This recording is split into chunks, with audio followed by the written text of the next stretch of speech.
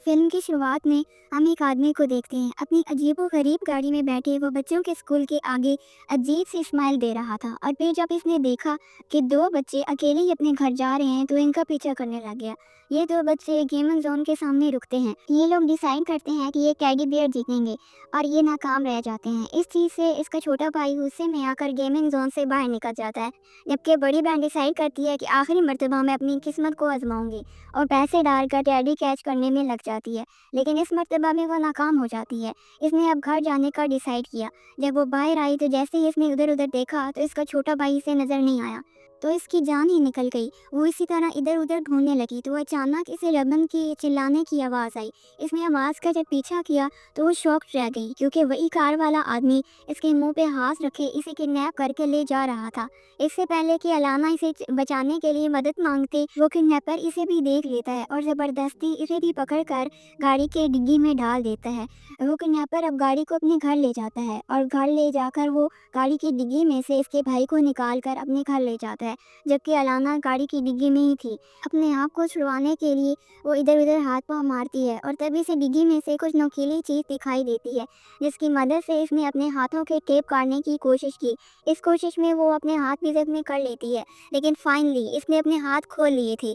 अपने हाथ खोलने के बाद वो अपने मुंह और आंखों से पट्टी उतारती है।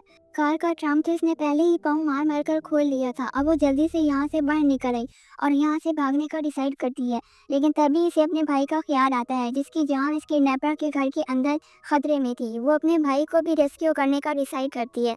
अंदर जाने पर इसने जब आसपास देखा तो किलर पास ही था। इसने उसकी नज़रों से बचने के लिए एक कैबिन में छुप गई, जहाँ बहुत सारे कॉकरोच भी थे। वो चीख मारने ही वाली थी इनसे डर कर कि इसने अपने आप पे काबू पाया, क्योंकि वो अपना प्लान ख़राब नहीं करना चाहती थी। जैसे ही वो आदमी किचन से बाहर जाता है, अलाना इस कैबिन से बाहर निकल आती है, लेकिन अगले ही मिनट वो आदमी किचन में वापस आ जाता है और इसे बचने के लिए अलाना दरवाजे के पीछे छुप जाती है। शुक्र था कि उस आदमी ने इस बार भी अलाना को नहीं देखा था। इससे पहले कि वो अलाना को देखता डोर बेल बजती है। ये आदमी बाहर देखता है तो एक आदमी आया था इसे एक बॉक्स देने के लिए। बॉक्स लेकर जैसे ही वो घर के अंदर आया तो इसने सुना कि रिबा ज़ोर ज़ोर से अपने कमरे में चिल्ला रहा है। इसे चेक करने के लिए वो अब ऊपर चला गया और अलाना भी जो अब छुपी हुई थी वो भी जल्दी से निकल कर अपने भाई को ढूंढने लगी। लेकिन जब इसने किडनैपर की सीढ़ियों से नीचे उतरने की आवाज़ें आई तो फ़ौरन ही वो डाइनिंग टेबल के नीचे जा छुपी। अब फाइनली किडनैपर के इधर उधर जाने पर वो टेबल के नीचे से निकलकर दूसरे फ्लोर पर चली जाती है, जहाँ पर एक नहीं बल्कि कई ज़्यादा रूम्स थे और वो कंफ्यूज हो गई थी कि पता नहीं इसका भाई किस रूम में होगा। वो एक एक करके रूम चेक करना शुरू कर देती है और सीन कट होकर नीचे दिखाया जाता है कि किडनैपर खाना बना रहा है। वो दो प्लेट्स में खाना लेता है और एक प्लेट ऊपर रिबन को देने के लिए आता है, जिसके आने की आवाज़ सुनते ही अलाना एक रूम में छुप जाती है और वहाँ एक चैन सा भी था और जगह जगह दीवारों पे खून लगा हुआ था। अलाना वहाँ पर एक कैमरा भी देखती है। इसे देखकर अलाना समझ गई कि ज़रूर किडनैपर यहाँ बच्चों को मारता है और इनसे वीडियो भी बनाता है। अलाना जैसे ही बेड के नीचे देखती है तो वहाँ बहुत सारे बच्चों की लाशें थी, जो देखकर अलाना डर गई। अब यहाँ पर हम देखते हैं कि किडनैपर नीचे जाने वाला था। इसने जैसे ही कमरे की जलती हुई लाइट्स को देखा तो वो ये बात समझ गया कि ज़रूर इसके अलावा कोई और इसके घर में घुस आया है। इसके आने की आवाज़ सुनकर अलाना लाशों के दरमियान छुप जाती है और वो किडनैपर यहाँ पर सब कुछ चेक करने लग जाता है। इसने कपड़े चेक किए, अलमारी चेक की, हर चीज़ चेक की और फिर वो वॉशरूम चेक करने के लिए चला गया। जितनी देर में वो वॉशरूम चेक कर रहा था, अलाना जल्दी से बेड के नीचे से निकलकर कबर्ड में छुप गई, क्योंकि वो जानती थी कि किडनैपर कबर्ड पहले ही चेक कर चुका है और वो बाहर आकर दोबारा नहीं चेक करने वाला। अब किडनैपर को लग रहा था कि शायद ये इसका वहम है, इसीलिए वो बेड के नीचे से बच्चे की लाश उठाकर और चैन से लेकर दूसरे रूम में चला जाता है।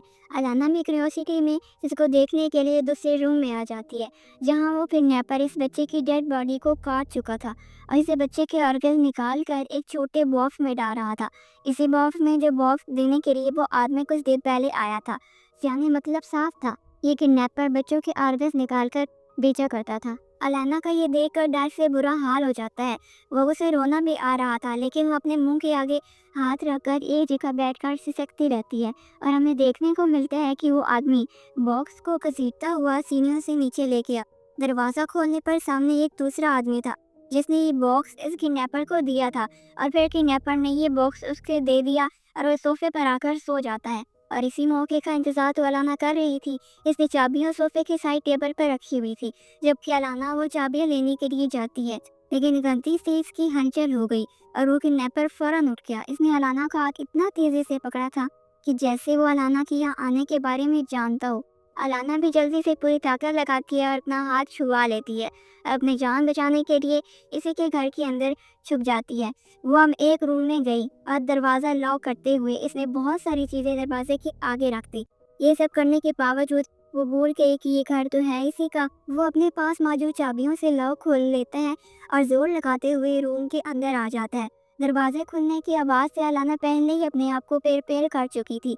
जैसे ही किडनैपर दरवाज़ा खोलकर अंदर आता है, अलाना इसे चकमा देते हुए इसके ऊपर कोई चीज़ गिराकर किचन में भाग जाती है और वहाँ से एक नाइफ उठा लेती है। किडनैपर भी इसके पीछे आ जाता है और नाइफ उठाकर इसे डराने लगता है। अब तो इसने पीछे जाकर अलाना को पकड़ भी लिया था। इससे पहले कि वो अलाना को मार देता, अलाना इस मर्तबा भी इसके बाजू से नीचे से निकल कर इसे नाइफ दिखाने लगती है और जब वो आदमी इसके हाथ से इसकी नाइफ पकड़ने की कोशिश करता है तो इस छीना झपटी में इसका बाजू एक केबिन के साथ टकरा कर वो नीचे गिरकर बेहोश हो जाता है। अलाना से जाकर चेक करती है कि क्या वो मर तो नहीं गया, लेकिन अगले ही सेकंड इसे होश आ गया और इसने उठते ही अलाना को पकड़ लिया। अलाना गलती से वो चाकू किडनैपर के पेट में मार देती है और उसकी वही मौत हो जाती है। अलाना ने जो भी किया था प्लान से नहीं किया था, एक आदमी मर गया था इसके हाथ से और ये सब गलती से हुआ था। और वो बुरी तरह घबरा चुकी थी। काफ़ी देर अपने घबराहट पर काबू पाती है और फिर हाथ धोने के बाद फाइनली अपने भाई को बचाने के लिए पहुंचती है।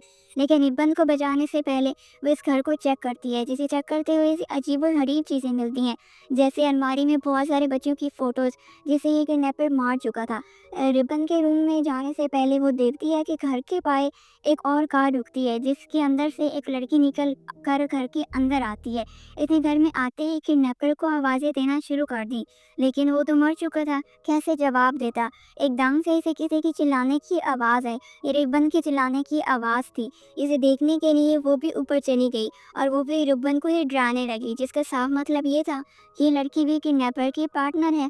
इस लड़की को सामने देखकर रिबन काफ़ी डर जाता है और अपने पास पड़ी प्लेट से इसके ऊपर हमला कर देता है, लेकिन इस हमले का इसके ऊपर ज़्यादा असर नहीं होता, जैसे वो इस हमले से पहले यूज्ड हो। रिबन को चुप करवाते हुए इसका रूम लॉक करके बाहर निकल आती है और सीन कट होकर हमें दूसरी तरफ दिखाया जाता है कि यहाँ पर अलाना इनके घर से एक फ़ोन चुराकर पुलिस में इन्फॉर्म कर देती है कि वो खतरे में है और इस लड़की के नीचे आने से पहले पहले वो एक किडनैपर की लाश को बाहर लेकर जाती है, ताकि वो लड़की इस लाश को ना देखे और ना ही इसे अलाना के यहाँ होने का शक हो। काफ़ी हद तक वो अपनी कोशिश में कामयाब हो गई थी। वो इस किडनैपर की लाश को गार्डन में लेकर जाने तक कामयाब हो गई, जिसके बाद इसने इसकी लाश को पत्तों से ढक दिया।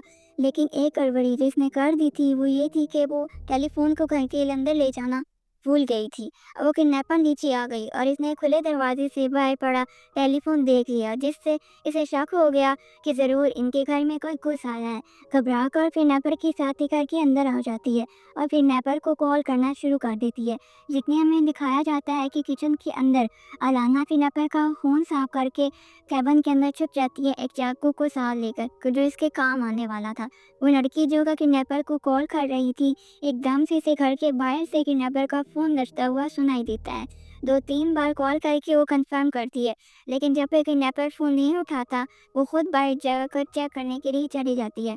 यहाँ पत्तों के नीचे से इसे किडनैपर की डेड बॉडी मिल गई, जो देखकर वो शॉक्ड रह गई, क्योंकि किडनैपर मर चुका था और साफ मतलब था कि इसे मारने वाला किलर घर के अंदर ही होगा। इस लड़की के बाहर जाने का फ़ायदा उठाते हुए अलाना उठकर एक दूसरे रूम में आ जाती है, जबकि वो लड़की अब घर के अंदर आ गई थी और एक एक्स उठा लेती है, क्योंकि वो अपने साथी के कलर को मारना चाहती थी। अलाना जिस रूम में छुपी हुई थी वो लड़की ढूंढते हुए उस रूम में आ जाती है।